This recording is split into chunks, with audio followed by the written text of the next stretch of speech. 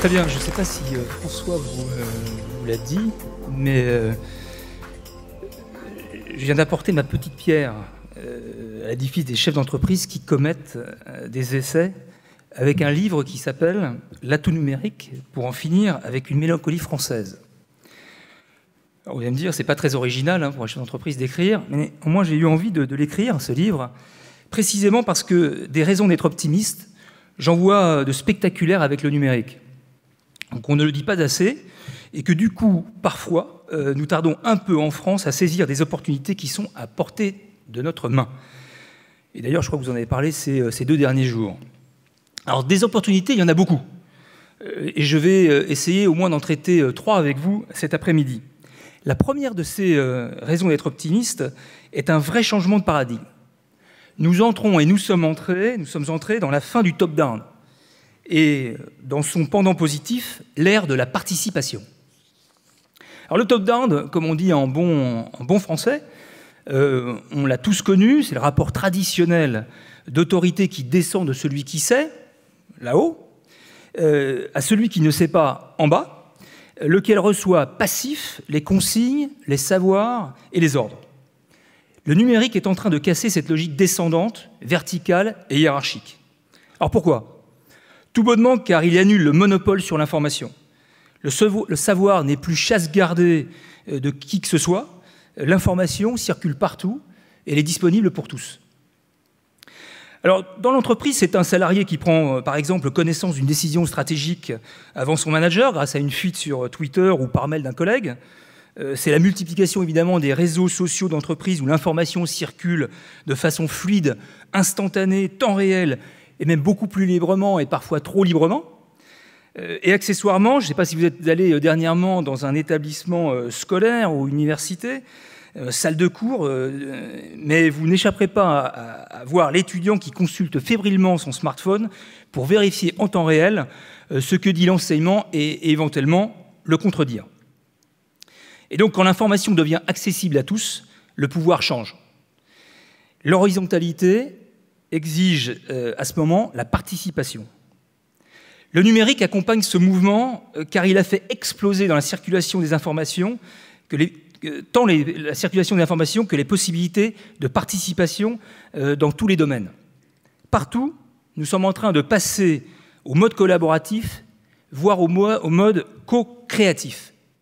Le numérique a mis les outils de la participation à portée de clic et nous en sommes tous emparés.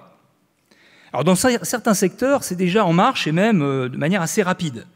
Nombreuses sont les marques, et certaines sont ici, qui impliquent leurs clients, leurs utilisateurs, dans la co-création de leurs produits et dans une logique pour ceux qui connaissent, de crowdsourcing. Au sein de l'entreprise, c'est exactement la même chose.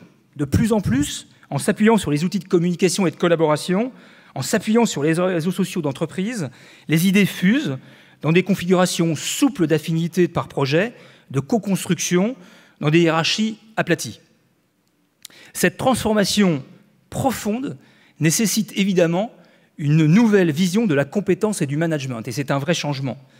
La légitimité du manager, qui ne lui vient plus du fait qu'il détient une information, mais de sa capacité à la mettre en perspective, à animer ses équipes, à les rendre autonomes, à les faire travailler ensemble, bref, à donner du sens, voire à donner de l'impulsion.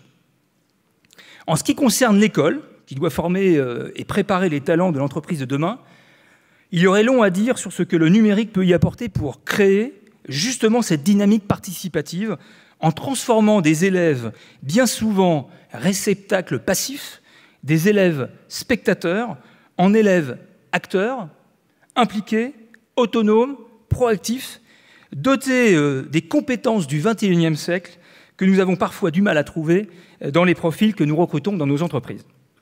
Alors tout cela peut être parfois dur à accepter, car cela remet en cause des anciennes hiérarchies, mais on ne reviendra plus en arrière. Et c'est tant mieux, on peut le dire, car nous y gagnerons probablement tous et sur tous les tableaux. Charge à nous, décideurs, que nous représentons ce soir, d'embarquer tout le monde dans cette transformation, une transformation que je considère comme très positive. Alors la deuxième raison d'être optimiste, et c'est une grande transformation qu'on dont on va parler, et si vous me permettez une petite métaphore gymnique, c'est devenir de plus en plus agile. Alors, vous connaissez certainement la métaphore ou la phrase célèbre de Andy Grove, le co-créateur de Intel, ne survivent que les paranoïaques. Moi, je pense qu'aujourd'hui, non seulement il faut rester paranoïaque, il faut vraiment être paranoïaque, mais en plus, il faut véritablement être agile. Parce que la transformation que l'on vit et que l'on doit évidemment pousser, elle se fait à grande vitesse, à très très grande vitesse. Et que le temps, véritablement, c'est accéléré de façon spectaculaire. Alors les rigides, il n'y en a évidemment pas ce soir, mais qu'ils soient structures, managers, salariés, ne tiennent pas la route longtemps. Dans les entreprises du web, d'ailleurs, vous aurez bien du mal à trouver les bons vieux organigrammes où chacun est dans une case et son nom bien en face de sa fonction. L'organisation verticale classique, les circuits d'information et de validation ultra balisés ne tiennent plus le choc quand une entreprise peut multiplier ses clients par 1000 très rapidement en un mois ou voir son produit, son service phare devenir obsolète du jour au lendemain. Mais la bonne nouvelle, c'est que le numérique nous apporte les moyens, les solutions pour maîtriser ce temps qui s'emballe, pour le dompter et pour ne pas en être victime. Le numérique n'est pas simplement à la source du changement, il nous accompagne pour mieux le maîtriser. Il permet donc à l'entreprise de se réajuster en temps réel, de devenir apprenante. Et l'entreprise agile a plusieurs cartouches. Je vais essayer d'en citer quelques-unes, mais vous allez voir que ces cartouches forment un véritable arsenal. Premier exemple, c'est la formation tout au long de la vie. Des salariés qui, grâce à des outils d'e-learning de plus en plus développés, vont pouvoir développer leurs compétences à leur rythme et quand bon leur semble, tout au long de leur carrière afin d'assurer leur employabilité. C'est la business intelligence de plus en plus affûtée qui nous permet, avec des outils de pilotage de plus en plus simples et accessibles, de faire parler en temps réel facilement les innombrables informations disponibles. C'est le travail en mobilité qui permet à de plus en plus de salariés de réconcilier leur temps professionnel et leur temps personnel, qui est en train de propulser dans le XXIe siècle notre vieux concept de bureau avec ce grand B. Car aujourd'hui, ce bureau immeuble, lieu unique, 9h-19h, situé à 26 km de chez soi en moyenne, n'est plus la seule façon de vivre sa vie professionnelle. Avec le développement des outils de communication et de collaboration qui vont avec, le bureau, c'est en fait là où est notre ordinateur. On y gagnera sans aucun doute beaucoup en efficacité, en bien-être aussi, sans parler des bénéfices écologiques. Je voudrais juste glisser ici au passage qu'en Île-de-France, il suffirait que 5% des 4 millions de travailleurs du tertiaire télétravaillent pour supprimer, vous n'allez pas le croire, l'ensemble des embouteillages et les problèmes de trafic franciliens. Ce n'est pas un sujet pour cet après-midi, peut-être un sujet pour nos politiques dont vous avez beaucoup parlé ces 2 jours. Enfin, pour finir, c'est le cloud, qui pour nombre de projets a franchi les entrepreneurs tant de la constitution d'infrastructures en propre complexes et coûteuses, tout en apportant une élasticité que l'on n'avait jamais connue, bien utile en cas d'idée géniale ou de succès fulgurant. Alors le troisième et le dernier point, dernière transformation dont je voudrais parler cet après-midi, c'est que nous sommes entrés, et vous êtes beaucoup de connaisseurs cet après-midi, dans l'ère de la donnée, ou dans l'ère des big data, comme on les appelle. Aujourd'hui, toutes nos actions, ou presque, laissent une trace. Cette trace génère des milliards et des milliards de données qu'aujourd'hui, de plus en plus, nous savons traiter, croiser entre elles, digérer, analyser, et en particulier grâce au cloud computing. Pour avoir un ordre d'idée, sachez que sur l'ensemble de la planète, ce sont 1,8 zeta-octets de données qui ont été générées en 2011. Évidemment, tout le monde sait ce qu'est un zeta-octet. Pour ceux qui ne savent pas, c'est en fait 10 puissance 28 octets, soit en fait, pour ceux qui ne savent encore pas, c'est un 1 plus 28 zéros. Voilà. En tous les cas, moi, je ne le savais pas complètement. Disons autant de bits qu'il y a en fait d'étoiles dans l'univers. Et tout ça va s'accélérer, puisque tous les 2 ans, eh bien, on va doubler le nombre de bits et d'une certaine manière d'informations. Et il s'est créé ces 3 dernières années autant d'informations qui ont été créées depuis la création du monde. Alors cette avalanche vertigineuse de données va générer de la connaissance et avec elle, de l'intelligence partout et pour tous.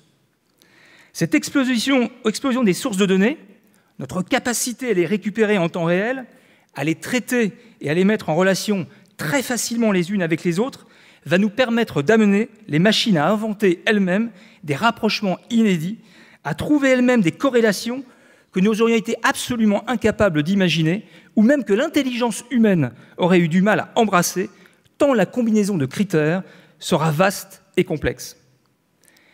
Elle va nous permettre d'anticiper les processus d'une manière totalement inédite, que ce soit la survenue des épidémies, nos consommations électriques, les comportements de nos clients ou l'évolution de nos business.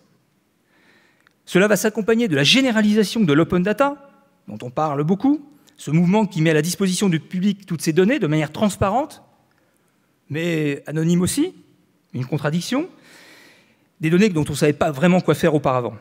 Et tous les analystes s'accordent pour dire qu'on peut en attendre une multitude de nouveaux services et de nouveaux business. Dans le domaine de l'énergie, cela va donner lieu à des smart grids qui vont nous permettre, à l'échelle d'un immeuble, d'un quartier, d'une zone urbaine, d'une ville, d'un pays, de mettre en relation et en temps réel des milliers de points de consommation avec des milliers de points de production afin d'ajuster en temps réel l'une à l'autre et d'arrêter les gâchis. Ce nouvel environnement numérique placé sous le signe de la donnée, il faut l'absorber sans angélisme, sans idéalisme, car il pose de vraies problématiques, mais en même temps sans angoisse. Et il y a, comme dans toute révolution, de nouveaux équilibres à trouver, de nouveaux garde-fous à imaginer, et la nécessité pour tous les acteurs que nous sommes, publics, privés, et d'endosser activement ces responsabilités, leurs responsabilités, nos responsabilités, pour mettre en place un nouvel environnement de confiance, un vrai pacte de confiance. Et un certain nombre d'avancées, on peut dire, ont déjà été réalisées à cet égard, pour protéger nos données et nos vies privées ou nos informations confidentielles. Vous en avez parlé, je crois, hier ici, l'opt-out, le droit à l'oubli, les règles de transfert des données à l'intérieur de la communauté européenne, à l'extérieur de la communauté européenne, bref, toutes ces avancées sont absolument critiques. Voilà ce que je voulais vous dire à travers ce survol extrêmement rapide. Oui, il y a vraiment des raisons d'être optimiste, et nous sommes entrés dans une ère absolument fascinante. Une ère de la participation et de la fin du top-down, une ère de l'agilité pour nos petites entreprises, nos grandes entreprises, mais nos collaborateurs, et une ère de la donnée, des big data, qui vont nous rendre plus intelligents et plus responsables.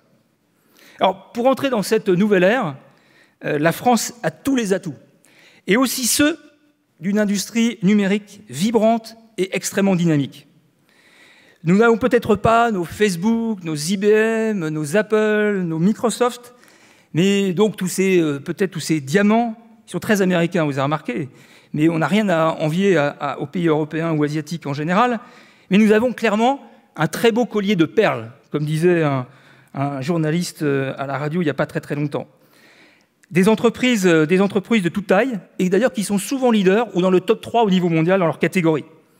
Et tout ensemble, elles valent largement ces gros cailloux américains.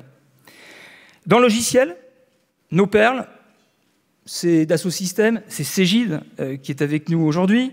Dans le domaine des services informatiques, je commencerai par Atos, Thierry Breton est avec nous, Capgemini, Steria, Sopra, mais même Osiatis qui est avec nous cet après-midi. Ça brille aussi, ça rayonne dans le domaine de la vidéo, du jeu vidéo, de cinéma, des services communautaires. Et en fait, je pourrais citer une cinquantaine, une centaine d'autres leaders au niveau mondial sans aucun problème, y compris dans le cloud, avec des jeunes entreprises qui sont créées il y a quelques années, qui sont maintenant multimillionnaires en euros ou en dollars, présents en France et au niveau mondial. Je pense à des grands noms, parce que ce sont des grands noms maintenant comme Criteo ou Cobojo. Nous avons aussi des pôles d'excellence au niveau vraiment à l'échelle mondiale, dans la formation, la recherche mathématique, physique, le design. Bref, la French Touch numérique est vraiment fantastique. Et moi, je pense qu'on peut faire bas les plaintes, parce qu'aujourd'hui, la France se positionne bien, voire très bien dans le domaine du numérique. La France numérique a vraiment tous les atouts, et la France qui gagne, c'est celle qui doit voir grand, c'est celle qui voit grand, celle qui s'est tournée aussi vers l'extérieur, qui comprend aussi avec le cloud computing que son horizon n'est plus hexagonal, mais définitivement mondial. attirer les meilleurs du monde dans nos entreprises et tirer parti de ce monde ouvert qui est à portée de clic. C'est vraiment l'objectif. Voilà. Les raisons d'être optimiste sont là, au moins 3. Il y en a plein d'autres, je pense qu'on va en parler. Soyons-en simplement conscients, soyons extrêmement confiants et soyons-en acteurs. Merci.